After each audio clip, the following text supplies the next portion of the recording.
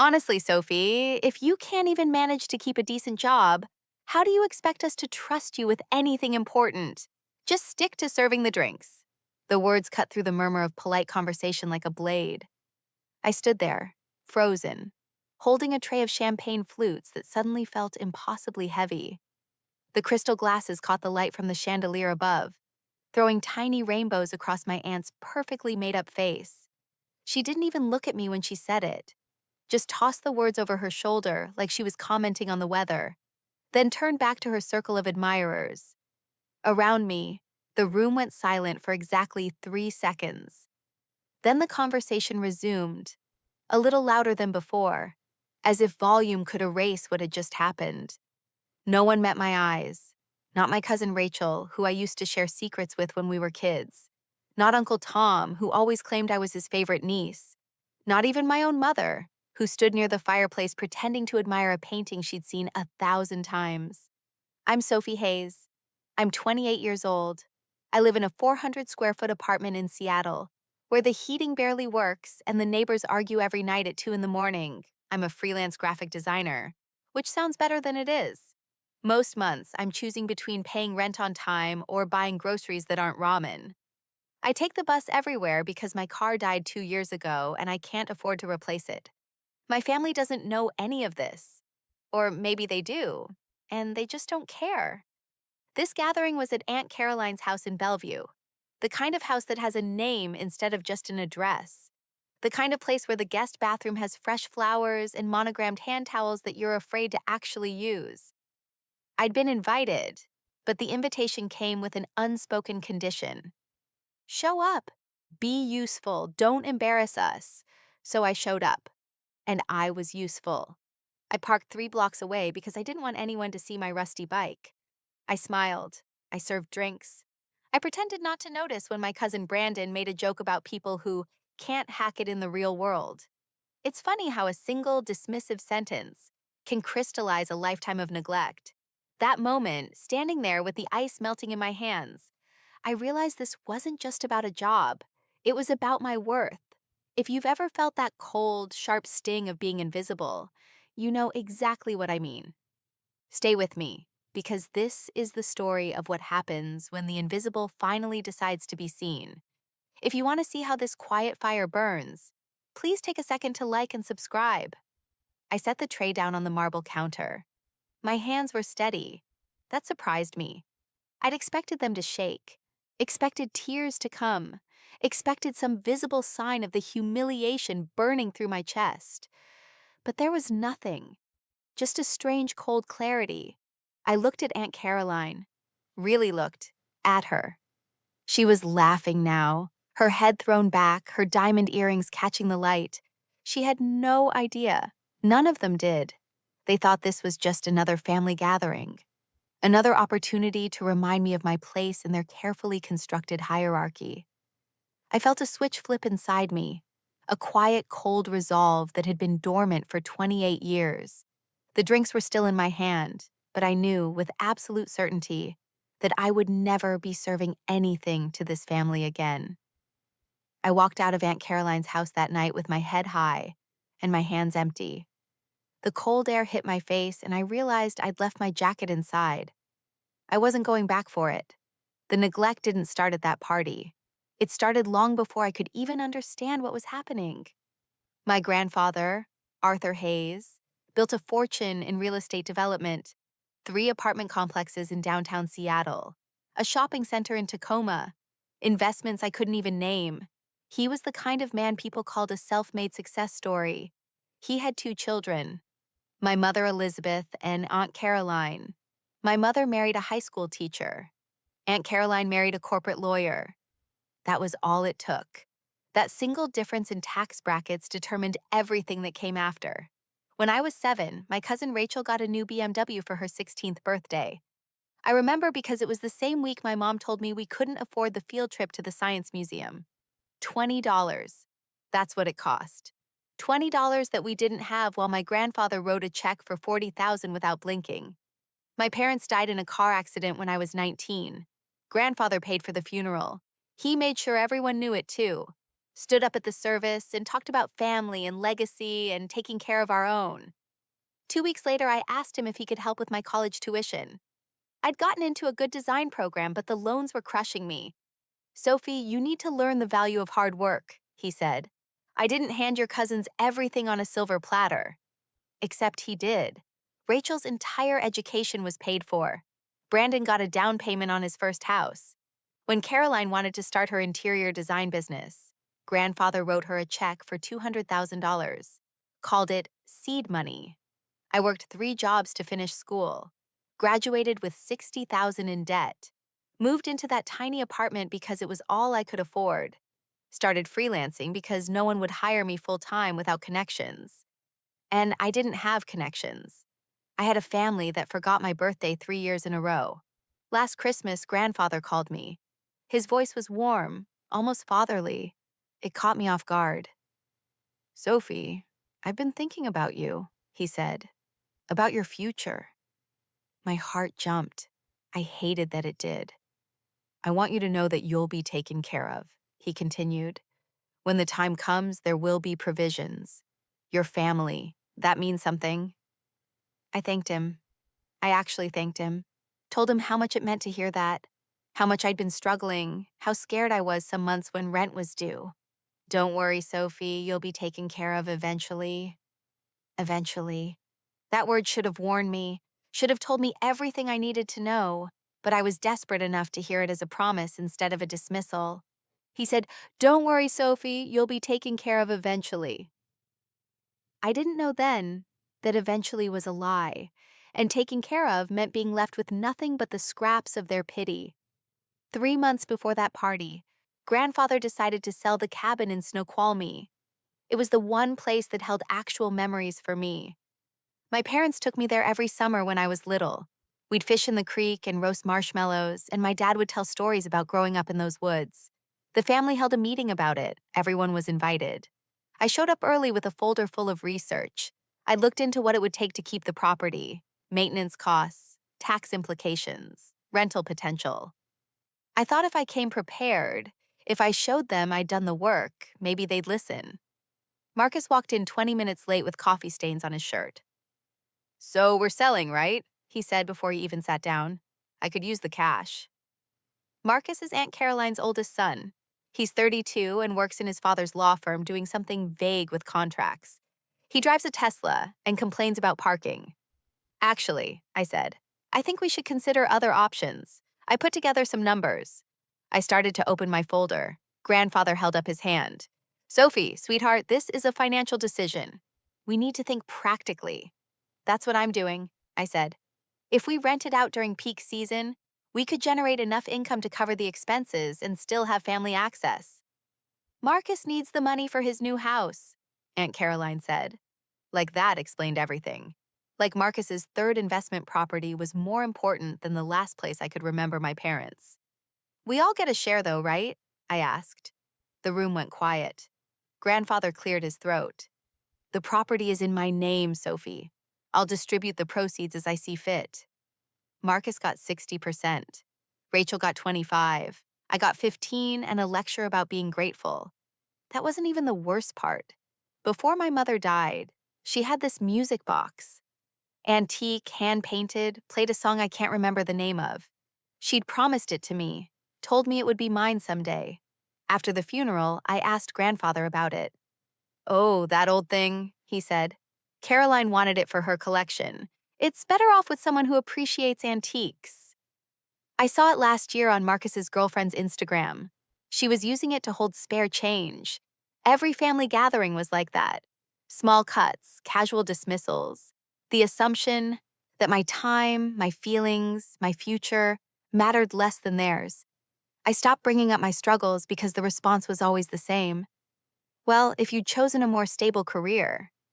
Maybe if you'd married someone successful. You're young, you'll figure it out." I was tired. Not the kind of tired that sleep fixes. The kind that settles into your bones and makes you wonder if you're the problem. If maybe they were right. Maybe I wasn't worth the investment. Last week, I was cleaning out some boxes I'd been storing since my parents died. Things I couldn't bear to look at before.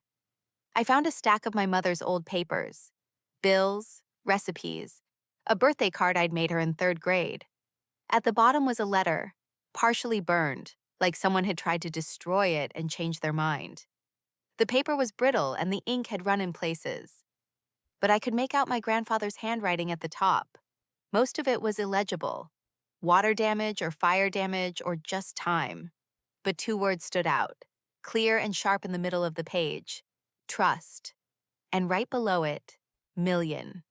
The ink was smeared, but those two words were perfectly clear, standing out like a beacon in the mess: trust and million. I folded it quickly, my heart suddenly beating not with sadness, but with a cold, unsettling suspicion. I sat on my apartment floor that night with the letter spread out in front of me. The burned edges left black smudges on my fingers. Outside, the city hummed with traffic and voices, and life continuing without me. My apartment is small enough that I can see the entire space from where I sit. Kitchen counter with the broken tile I keep meaning to fix. Secondhand couch that sags in the middle. A desk covered in sketches and half-finished designs. This is my world. 400 square feet of proof that I exist, even if my family pretends I don't. I have two real friends: Maya, who works at the coffee shop downstairs and always saves me the day-old pastries, and James, a college friend who texts me memes when he knows I'm having a bad week. That's it. That's my circle. Everyone else from school moved on to bigger cities and better opportunities. I stayed here because this apartment was all I could afford, and leaving felt like admitting defeat. Some nights I sit here and wonder what's wrong with me, why I'm not enough, why my own family looks through me like I'm made of glass. I've asked myself 1,000 times what I did to deserve this. Was I too quiet? Too proud? Did I fail some invisible test when I was too young to know I was being judged? The answer, I think, is simpler and worse. I didn't do anything. I was just born to the wrong parents, loved by the wrong people. And that was enough to make me disposable. I used to cry about it, used to call Rachel and try to explain how much it hurt to be forgotten. She'd listen for a few minutes, then change the subject to her vacation plans or her new boyfriend. After a while, I stopped calling, stopped expecting anything to change. Tonight felt different. I wasn't sad. I wasn't angry. I was just done. Done waiting for grandfather to remember I exist.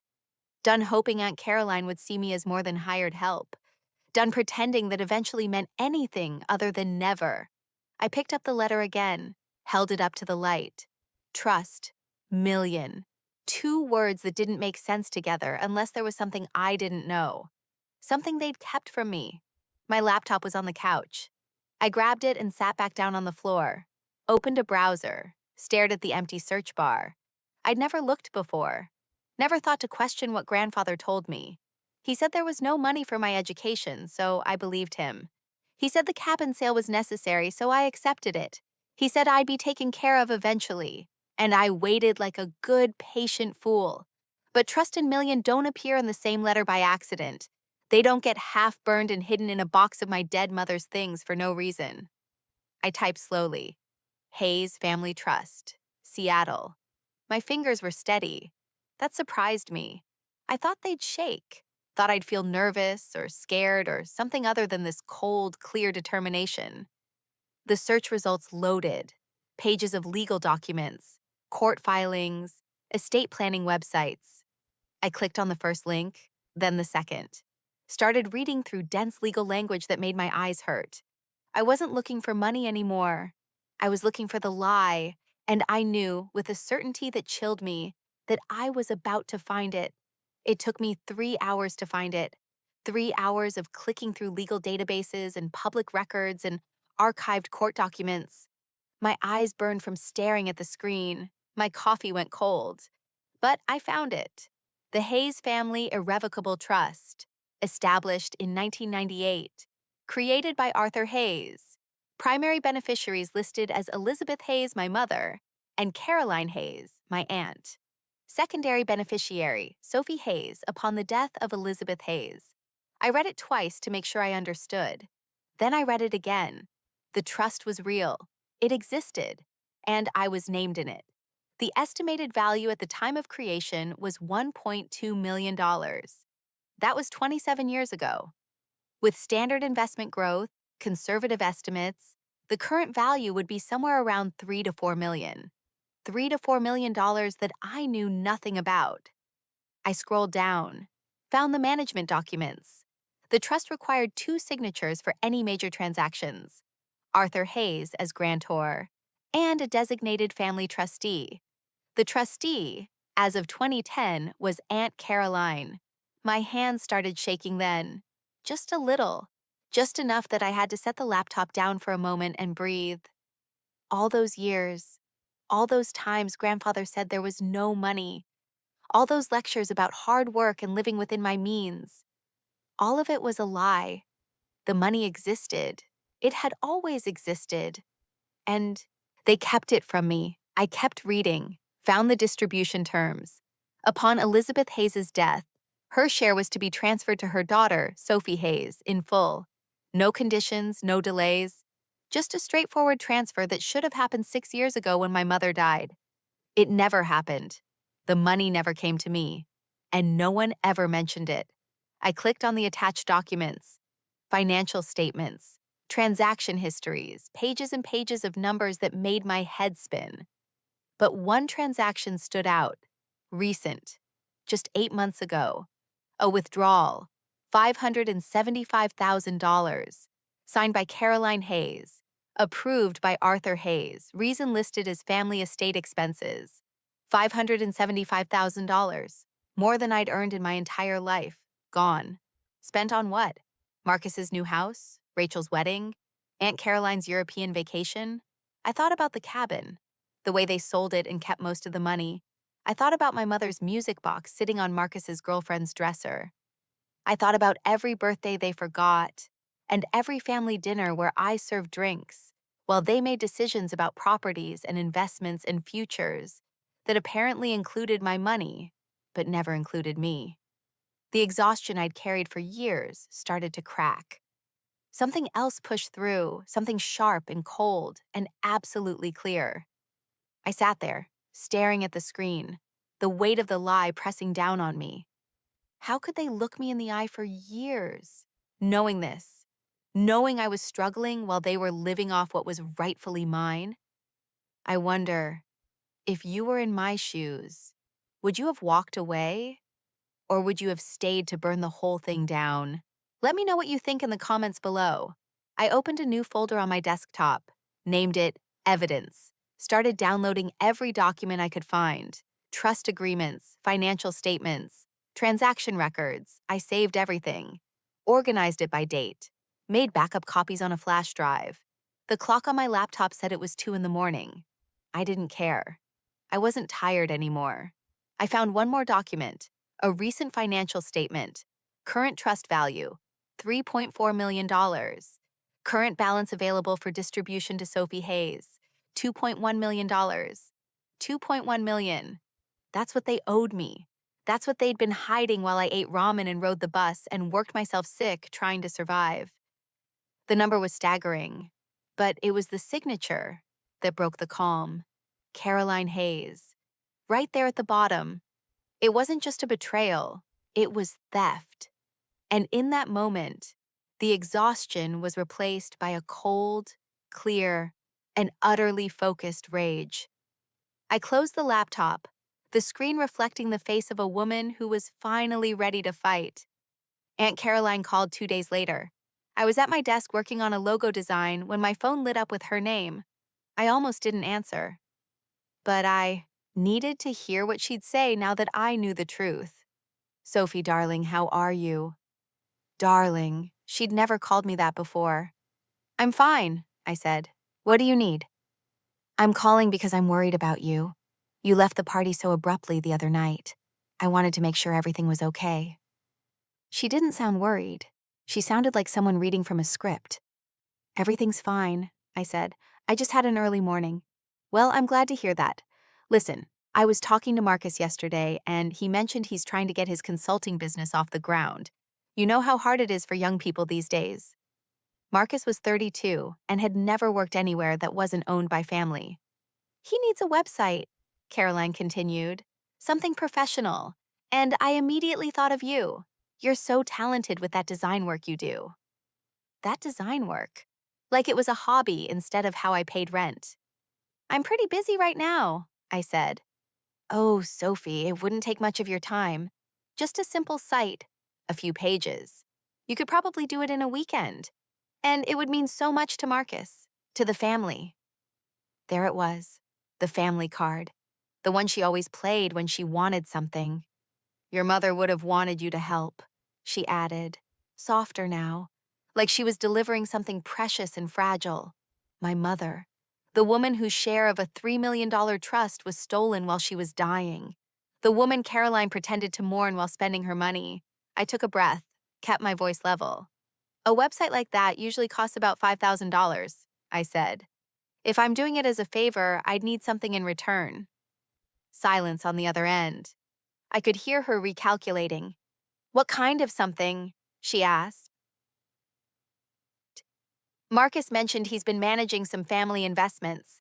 I'd like to see the records, for my own planning purposes. I'm trying to be more financially responsible. It was a reasonable request, the kind of thing a struggling niece might ask. Nothing suspicious about wanting to learn from successful family members. I don't see why that would be necessary for a website project, Caroline said. It's not for the website. It's for me. I figured if I'm doing this favor, maybe Marcus could return it by showing me how he manages money. I could really use the guidance. I could almost hear her weighing the options. A free website was worth thousands. Access to some boring financial statements seemed like a small price. I suppose that would be fine, she said finally. I'll have Marcus send over what he can. Great. I'll need his business account statements too, for invoicing purposes, just so I can see what kind of expenses he's claiming. Invoicing? I thought this was a favor. It is, but I still need to keep records, for taxes.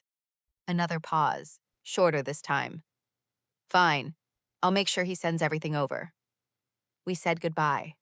She thanked me 3 times and reminded me how much the family appreciated me. Each word felt like a knife she didn't know she was handing me. I hung up and stared at my phone. She didn't hesitate, which told me everything. The cost of a free website was worth more to her than the risk of a small, insignificant detail in Marcus's books.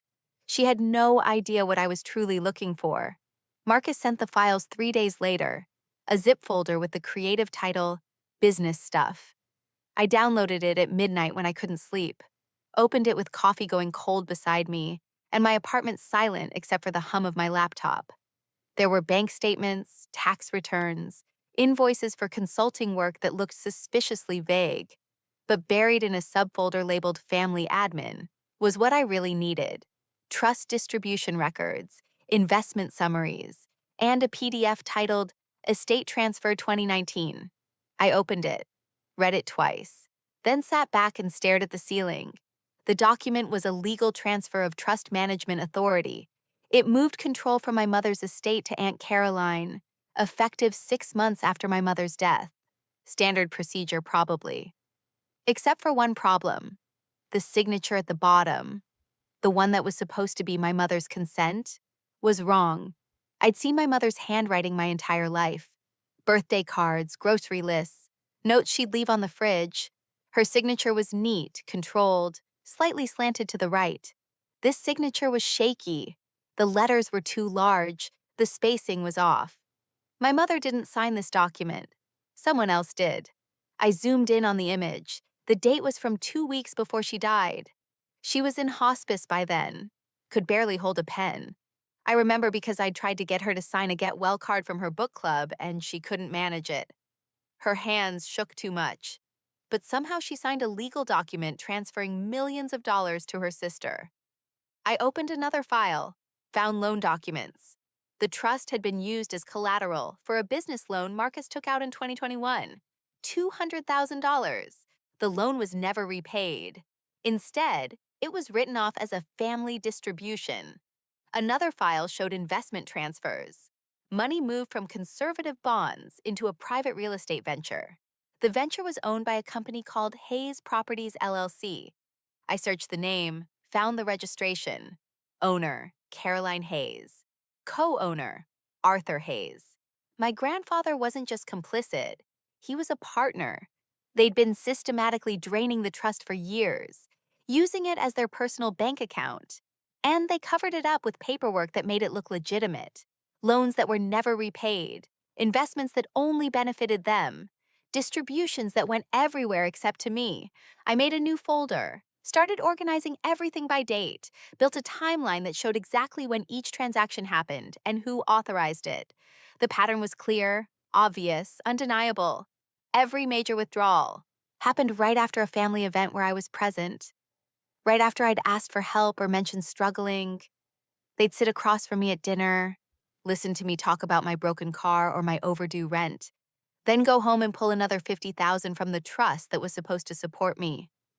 I found one more document at the bottom of the folder, another transfer form, this one from 2023. It moved the trust's management entirely to Aunt Caroline, removing Arthur as a co-trustee. His signature was at the bottom, clear and steady. He knew. He knew everything. And he signed it anyway. The disillusionment hit me like cold water. I'd spent years thinking he was just distant, disconnected, that maybe he didn't understand how much I was struggling. But he understood perfectly. He just didn't care. It wasn't just greed. It was a crime. The sight of that shaky, fraudulent signature, a final cruel insult to my mother, was the last piece of moral ambiguity I needed to shed. There was no turning back now. I called grandfather the next morning, asked if I could come by to talk. He sounded surprised but agreed, said he had time that afternoon. His house was exactly as I remembered.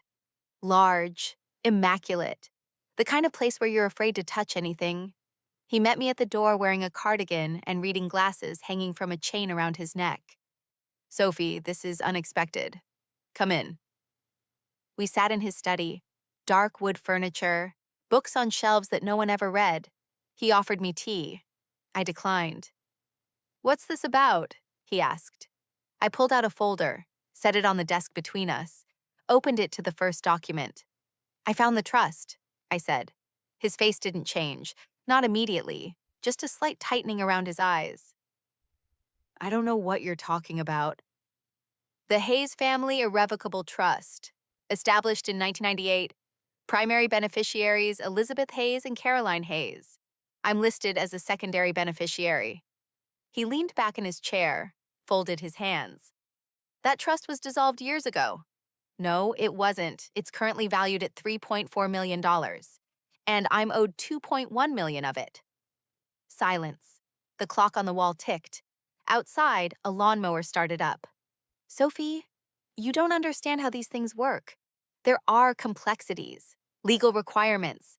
Your mother's share was redistributed according to her wishes." I pulled out the transfer document, the one with the forged signature, slid it across the desk. "This is her signature?" He picked it up, looked at it for a long moment. "Yes. She was in hospice when this was dated. She couldn't hold a pen. She had good days and bad days. I was there, Grandpa, every single day. She didn't have good days. Not at the end." He set the document down. His hands were shaking slightly. "What do you want, Sophie?" "I want what's mine. What was my mother's. What you and Aunt Caroline have been stealing for the past 6 years. Stealing is a strong word. What would you call it?" He stood up, walked to the window, looked out at his perfectly manicured lawn. "Your mother wanted Caroline to manage the estate. She trusted her. Then why forge her signature?" He didn't answer. "I have all the records," I said. "The unauthorized loans, the investment transfers, the distributions that went everywhere except to me. I have documentation of every transaction." He turned around. His face was different now, older, tired. "What do you want?" he asked again. "I want you to admit what you did. And if I don't, then I take this to a lawyer, and then to the family, and then if I have to the police." He walked back to his desk, opened a drawer, pulled out his checkbook, started writing. "How much will it take for you to forget about this?" I watched him write, watched his hand move across the paper. He tore the check out, pushed it across the desk. $50,000. That should help with your financial situation, he said. I looked at the check, at the number written in his careful handwriting, 50,000, less than 3% of what I was owed, a bribe disguised as generosity. This isn't about money, Grandpa, I said. My voice came out quieter than I expected, steadier. It's about the truth, and I'm not for sale. I pushed the check back across the desk, stood up, gathered my folder. Sophie, wait. I didn't wait. I walked to the door, put my hand on the handle. You'll regret this, he said behind me. I turned, looked at him one last time, this man who was supposed to protect me, who was supposed to love me. No, I said. I don't think I will. I walked out, leaving him alone with his shame, and for the first time, I felt the power shift. I drove home from grandfather's house with my hand steady on the wheel, and my mind completely clear. For the first time in weeks, I knew exactly what I needed to do. James had a friend who practiced estate law. I'd met her once at a barbecue. Her name was Diana Chen, and she had a small practice in Capitol Hill. I called her that evening. I need legal advice, I said, about a trust fund. We met 2 days later at a coffee shop near her office. I brought the folder, laid out everything I'd found, the trust documents, the forged signature, the unauthorized withdrawals, the timeline of theft. Diana read through it all without speaking, took notes on a yellow legal pad. When she finished, she looked up at me with an expression I couldn't quite read. This is fraud, she said. Clear, documented fraud. The forged signature alone is enough for criminal charges.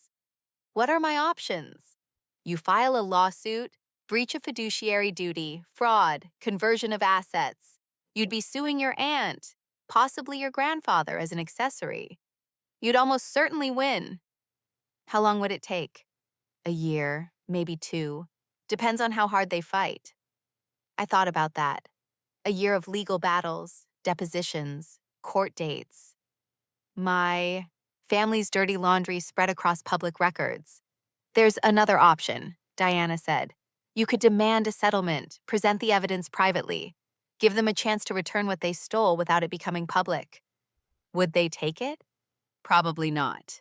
People like this, they don't think they've done anything wrong. They'll rationalize it, say they were managing the money for your benefit, that they plan to give it to you eventually. Eventually. That word again. What would you do? I asked. Diana closed the folder, looked at me directly. I'd make it public, file the lawsuit, let everyone see what they did. It's the only way to ensure they can't do this to anyone else. I sat back. The coffee shop was busy around us, people ordering lattes and typing on laptops and living normal lives where their families didn't steal from them. If I do this, they'll never forgive me, I said. Do you want their forgiveness? I thought about Aunt Caroline's voice on the phone. Your mother would have wanted you to help. I thought about grandfather's check. $50,000 like it was a generous gift instead of hush money. I thought about Marcus and Rachel and every family dinner where I was invisible. No, I said. I don't. Diana nodded, started gathering the papers. One more thing, she said. If you really want to pressure them, you don't just file quietly. You make it known. Tell the family what you're doing. Let them know the lawsuit is coming. Give them a chance to settle before it becomes public record. Why would I do that? Because people like this care more about reputation than money. The threat of exposure is more powerful than the lawsuit itself. The lawyer's words were a cold, professional confirmation of my moral right. I wasn't just filing a lawsuit. I was setting a trap, and the bait was the family's most prized possession, their reputation. The decision was made, but the weight of it was immense. To expose them meant destroying the illusion of the family I had always hoped for. Was I doing this for justice? Or was a part of me finally giving in to the darkness they had cultivated in me? It's a fine line between justice and revenge, and I was about to walk it. Do you think I'm right to risk everything for the truth? I left the coffee shop with a plan. Diana would draft the lawsuit. I would send a letter to every member of the family. Clear, factual, devastating. They would have 2 weeks to respond before everything became public. 2 weeks to admit what they'd done. 2 weeks to return what they'd stolen. 2 weeks to prove they had any decency left. I didn't think they'd take it, but I wanted to give them the chance. The invitation came 3 weeks later. Marcus was getting engaged. There would be a party at grandfather's house, black tie, catered dinner, the whole performance. I almost didn't go. But Diana convinced me it was the perfect opportunity. Maximum impact, she said. Everyone who matters will be there. I had the documents printed professionally, clean white paper, black ink, no emotion, just facts, the trust agreement, the forged signature, a timeline of every unauthorized withdrawal, a summary of the total amount stolen, $2.1 million. At the bottom, in bold text, it said legal action pending. I made 30 copies, put them in a leather portfolio. The party was exactly what I expected. Champagne and string quartet music. Women in expensive dresses, men in suits that cost more than my rent. Everyone smiling and congratulating Marcus and his fiancée, a blonde woman named Jennifer who worked in marketing. I wore a simple black dress, nothing fancy. I didn't need to stand out. Not yet. I waited until dinner was served, until everyone was seated and relaxed, until the champagne had been flowing long enough that people were comfortable. Then I stood up. I didn't make a speech, didn't tap a glass or ask for attention. I just started walking around the tables, placing a document in front of each person. Grandfather first, then Aunt Caroline, Marcus, Rachel, Uncle Tom, every aunt and uncle and cousin and family friend. "What is this?" Aunt Caroline asked, picking it up. "The truth," I said. I kept moving, placed a copy in front of Jennifer, Marcus's fiancée, in front of grandfather's business partner, in front of the couple who lived next door, and always came to family events. The room went quiet, not all at once, gradually. As people started reading, as the words sank in, trust fund, fraud, forgery, theft. I finished distributing the documents and stood at the back of the room, watched their faces change, watched the color drain from Aunt Caroline's cheeks, watched Marcus lean over to read his copy, his mouth opening slightly. "This is slander," Grandfather said, standing up. His voice was shaking. "It's documentation," I said. "Everything in there is verifiable. Public record, bank statements, legal filings." "You're lying." "No, you are." Aunt Caroline stood up so fast her chair fell backward. She looked around the room at all the people reading, at the shocked expressions, at the whispers starting. "Sophie, we need to talk about this privately." "We're past private conversations." She started walking toward me, fast, desperate. Her heels clicked on the hardwood floor. "You don't understand. There are complexities, legal reasons why things were handled this way." "I understand perfectly. You forged my mother's signature. You stole her inheritance. You've been living off money that belonged to me while I struggled to survive." People were standing now, moving away from their tables. Some were still reading. Others were staring at Caroline, at Grandfather, at Marcus, who looked like he might be sick. "How could you do this?" someone said. I think it was Uncle Tom. "Elizabeth's daughter?"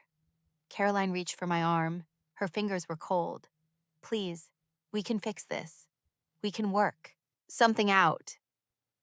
I took a step back, looked at her directly, really looked at her. This woman who had spent years making me feel small and worthless and invisible.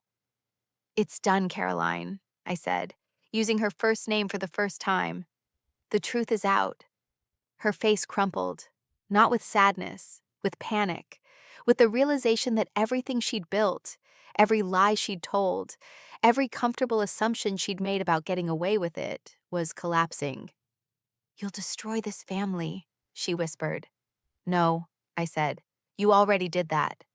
I walked away, leaving her to face the consequences of her own making. Behind me, the room erupted, voices rising, questions being shouted. Someone was crying. I didn't look back. I walked out the front door into the cool night air and got in my car. My hands were steady. My breathing was calm. For the first time in my entire life, I felt free.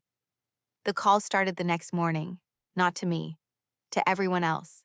Maya texted me first. Someone from your family called the coffee shop asking questions about you. Wanted to know if you seemed unstable, if you had money problems. I told them to fuck off. Then James, your cousin Marcus just messaged me on LinkedIn, asked if I was worried about your mental health. What the hell is going on? They were trying to discredit me, make me look crazy, desperate, like I was making up stories because I needed money. It was exactly what I'd expected them to do. I'd prepared for this. I spent the next 2 days building a presentation, used every design skill I had, clean layouts, clear timelines, side-by-side comparisons of the forged signature, and my mother's real handwriting, bank statements with the withdrawals highlighted, legal documents with the relevant sections marked, no emotion, no accusations, just facts, numbers, dates, evidence. I made it into a PDF, 30 pages, impossible to misunderstand.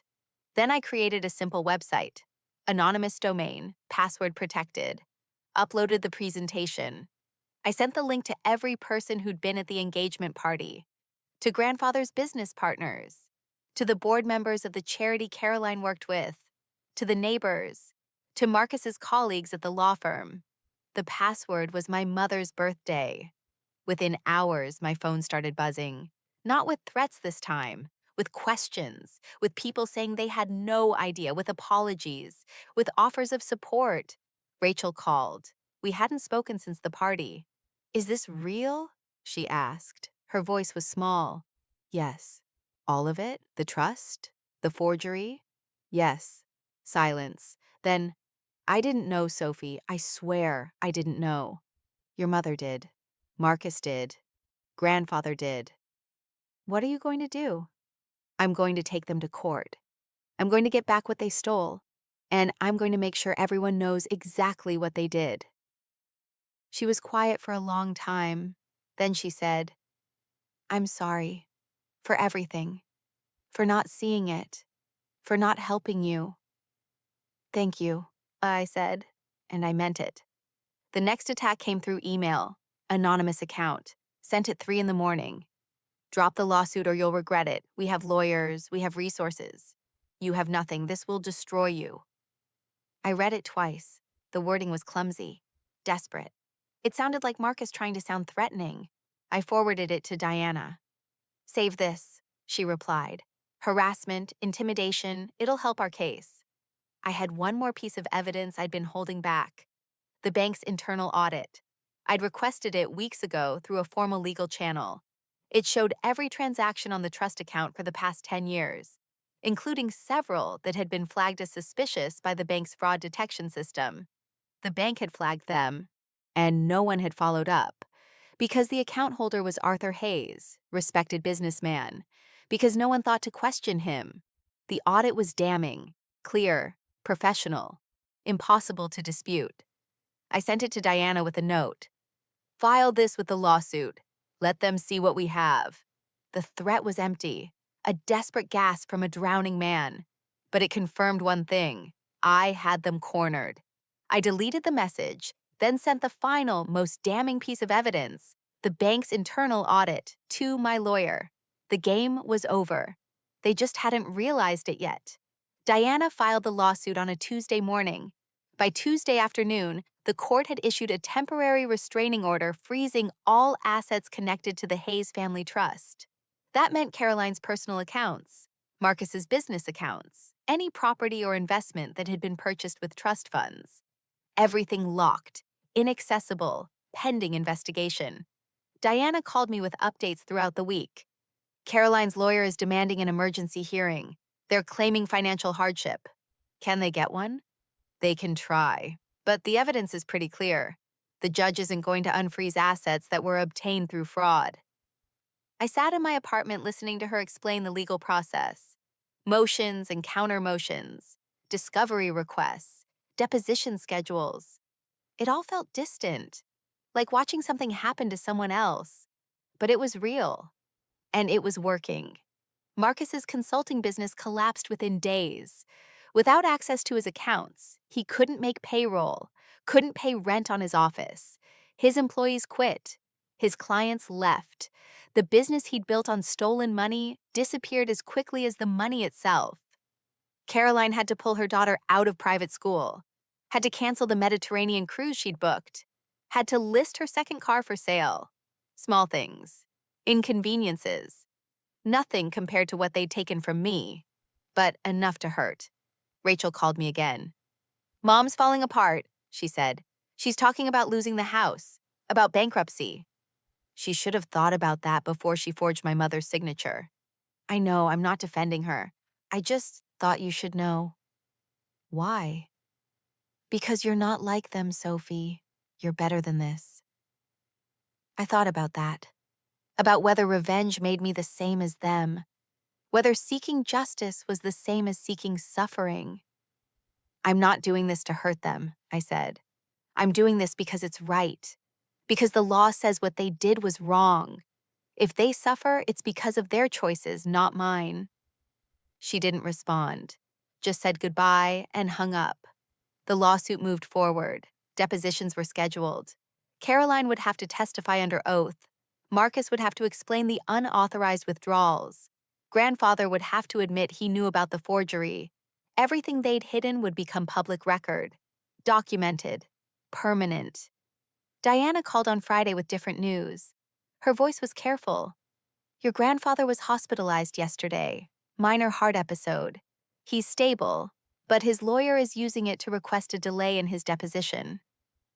I sat down, felt something heavy settle in my chest. "Is he okay?" "He will be, but the stress of the lawsuit isn't helping his health." I thought about grandfather, about the man who'd promised to take care of me, and then spent years stealing from me instead. About the check he'd tried to use to buy my silence. The news didn't bring me joy, only a cold, quiet confirmation of the cost of their lies. I realized my revenge wasn't about their suffering. It was about my peace. But their suffering was a necessary byproduct of the truth. "Do we delay?" I asked. "That's up to you." I thought about my mother, about her shaky signature on that forged document, about the years she'd worked and saved and trusted her family to do right by her daughter. "No delay," I said. "The deposition happens as scheduled." "Are you sure?" "I'm sure." Diana was quiet for a moment. Then she said, "Okay, I'll inform the court." I hung up and looked around my apartment. The same small space I'd been living in for years.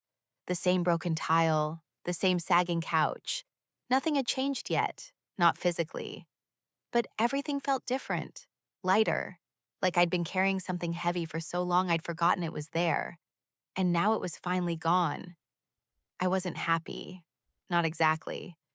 But I wasn't sad either. I was just clear, certain, at peace with what I'd done and what would come next. The social collapse happened slowly, then all at once. Caroline resigned from the charity board. The announcement said it was for personal reasons. Everyone knew what it really meant. They'd asked her to leave. Marcus's engagement ended. Jennifer returned the ring and moved out. I heard about it through Rachel, who heard it from a mutual friend. No drama, no public breakup. She just quietly disappeared from his life. The invitations stopped coming. The dinner parties, the fundraisers, the networking events where Caroline used to hold court. People stopped returning her calls, stopped liking her social media posts. This silence was louder than any accusation. I watched it happen from a distance, heard about it in fragments, a text from Rachel, an email from a family friend, small updates that painted a picture of complete social isolation. Meanwhile, my work was thriving. I'd taken on 3 new clients in the past month, word-of-mouth referrals, people who'd heard my story and wanted to support me. My portfolio was stronger than it had ever been. I wasn't happy about their suffering, but I wasn't sad either. It was simply the natural consequence of their actions. The truth had a weight they couldn't escape. A letter arrived from someone I barely knew. My mother's cousin, Patricia. She lived in Portland, and I'd met her maybe twice in my life. "I always suspected something wasn't right," she wrote. Your mother talked about that trust fund when you were born, said it would secure your future. When she died and you were struggling, I wondered what had happened to it. I'm sorry I didn't ask questions sooner. I'm proud of you for finding the truth. I read the letter 3 times, cried a little, not from sadness, from relief. Someone remembered. Someone believed me without needing to see the evidence. I was working at my desk when the knock came. Late afternoon. The light through my window was golden and soft. I opened the door, and there she was. Aunt Caroline. No makeup, hair pulled back in a messy ponytail, wearing jeans and a sweater I'd never seen before. She looked smaller somehow, diminished. "Sophie," she said. Her voice was hoarse. "Can we talk?" I didn't invite her in, just stood in the doorway, one hand on the frame. "What do you want?" "I want to settle, privately, without the trial." "The trial is already scheduled." "I know, but we can still work something out. I'll return part of the money, what I can access. We can call it a family resolution." "Part of it?" "I don't have all of it anymore.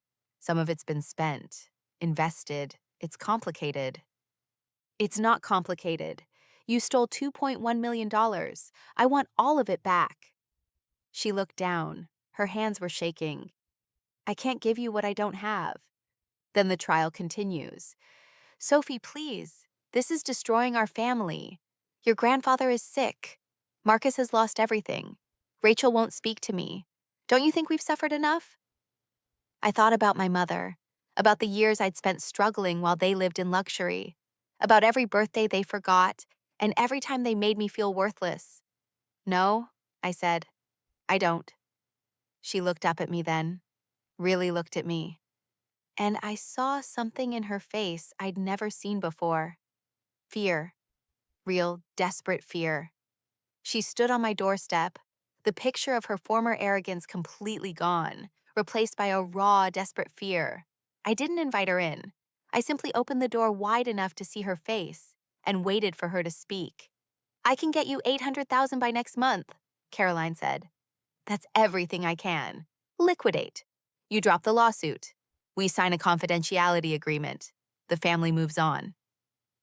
I looked at her standing in my doorway, this woman who'd spent years making me invisible, who'd forged my mother's signature, who'd stolen my future and called it family management.